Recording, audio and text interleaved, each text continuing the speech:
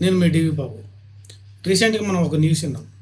టీవీకి అధినేత విజయ్ దళపతి ఆయన ఏం చేసిందంటే 2 చోట్ల ఎమ్మెల్యేగా పోటీ చేయడానికి సిద్ధమయ్యారు. అది అందరికీ తెలిసిన విషయం. నెటిజన్లు ఏం కామెంట్ చేస్తున్నారంటే ఎన్టీఆర్, చిరంజీవి, పవన్ కళ్యాణ్ బాటలోనే విజయ్ గారు నడుస్తున్నారనేసి నెటిజన్లు కామెంట్ చేస్తున్నారు.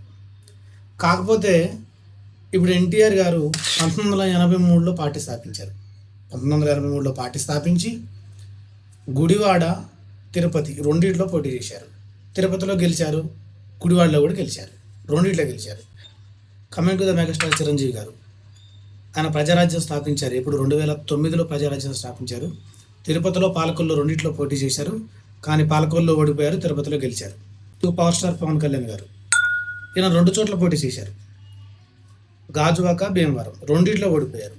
మరి పవన్ కళ్యాణ్ గారు, చిరంజీవి గారు, ఎన్టీఆర్ గారు వీళ్ళు ముగ్గురు చూసినట్లయితే ఒకళ్ళేమో 2 గెలిచారు, ఒకళ్ళేమో 1 గెలిచి 1 ఓడిపోయారు, ఒకళ్ళేమో 2 ఓడిపోయారు.